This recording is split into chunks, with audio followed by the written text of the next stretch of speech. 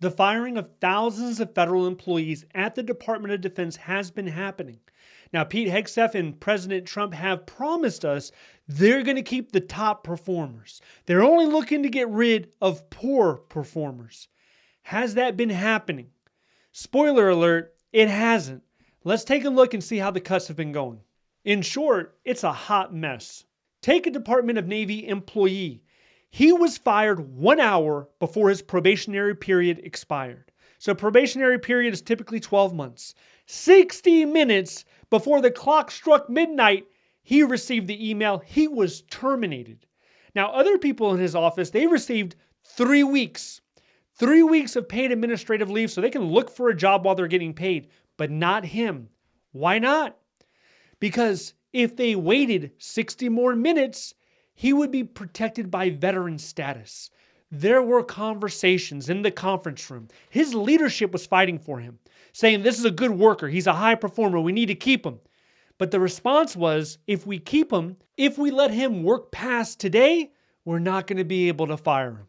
Then there's the Missile Defense Agency worker, a disabled veteran who used to work for the same organization. He took his uniform off and then starting December, he's working there in a civilian capacity. His supervisor loves him. His supervisor told him, I will fight for you. Don't worry about it. HR didn't care. As this guy is preparing for his work trip, he's brought into the HR office and he's signing his termination letter. He's giving up his ID card, just like that. So phase 1 is DoD swinging the axe hard. Over 5,000 employees gone, targeting the probationary employees. Veterans and top performers are getting cut. They're getting the axe. And what happened to what we just heard about? We just heard about it at the news, right? Or on social media. The president is saying precision matters. The scalpel, not the hatchet. What happened to that?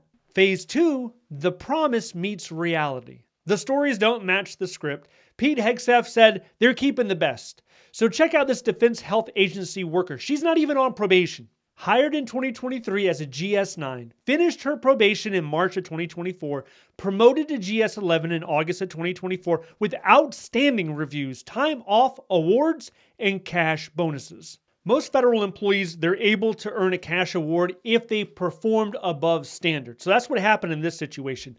And her bosses, they're conflicting with HR. They're like, she can't be on the list. Why is she on the list? She's not here. How can she be on this list? She's a top performer. But HR, once again, doesn't care. The termination notice goes out and she's gone. The memo she received is that her performance doesn't serve the public interest. What?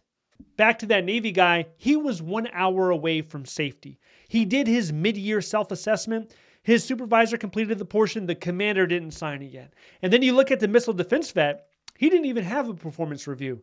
How can you judge performance when there's nothing to go off of? There is no report. Everything that he heard verbally from his boss was, hey, did a good job, did a great job, appreciate you having you on the team. And then you turn around and HR is singing a completely different song. The memos, they're cookie cutter too. All these memos say pretty much the same thing. This is a copy and paste job. There's nothing unique that these individuals received with the memo. And we thought that the agency was trying to keep the cream of the crop.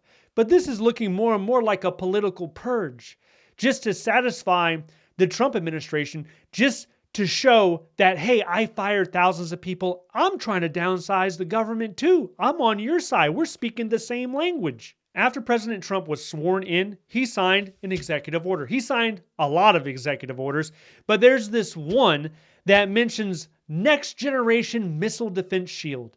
A big, beautiful iron dome for America. It was going to be amazing. The DoD had 60 days to come up with this plan to protect us from aerial attacks. We were going to make big investments. We were going to develop new technology.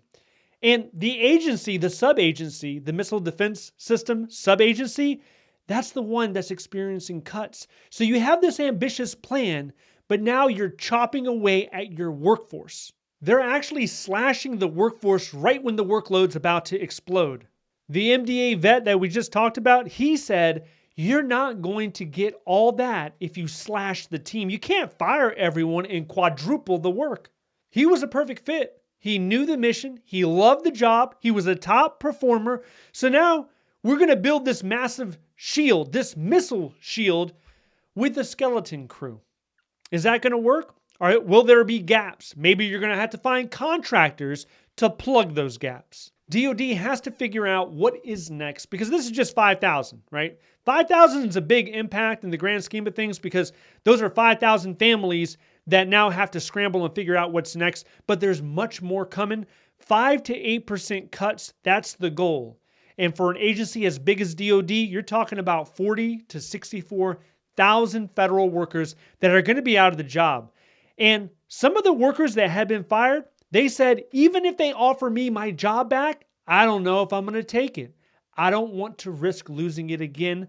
Trust is tanking. Throughout all the firing and confusion, you would think that the Department of Defense is no longer hiring, but you would be wrong. Even though the Secretary, Pete Hegseth, he said that starting March 2nd, there will be a hiring freeze. Despite that, they're still hiring for critical positions, like this job, a security guard in Massachusetts for the Department of Army, starting at $50,000 a year. This was posted after the freeze. Same thing with this job, animal caretaker in Washington for DoD. Apparently, this is a critical position too. The overall hiring freeze for the federal government should be lifted next month, towards the end of April.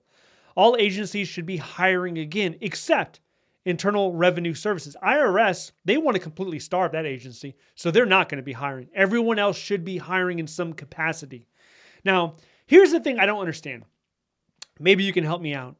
People are cheering and celebrating federal employees getting fired, and they're talking about fraud, waste, and corruption. But the real fraud, the real waste comes when you involve the private sector. Everyone says private sector is so efficient. Private sector is great.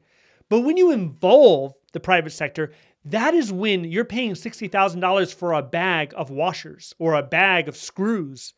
That's because of corporate greed. That's because someone is trying to exploit the government to get more money than they should get. Look at the trillions of dollars we spent on a fighter jet program. Do you think it actually cost trillions of dollars?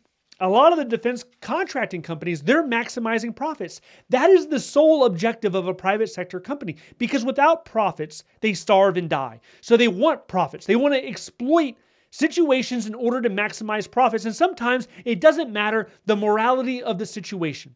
So it's interesting where you have one political ideology that wants to privatize the government more, when in essence, the private sector is largely responsible for a lot of the fraud, waste, and abuse that we experience when the government contracts out projects, regardless of what it is.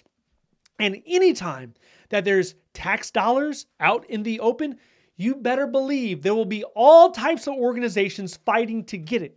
Just in DC alone, there's over 100 contracting companies. There's over 1 million contractors in the DC area. And they all want a little piece of that sweet, sweet taxpayer money. Then you have the federal employee. Profit is not a motivator for them. They pay federal and state taxes. They're trying to serve the American public. There is no profit incentive for the majority of them. There's a limit actually to their growth. They cannot exceed a certain salary because of the hierarchy and the pay structure. They can't go above a certain amount.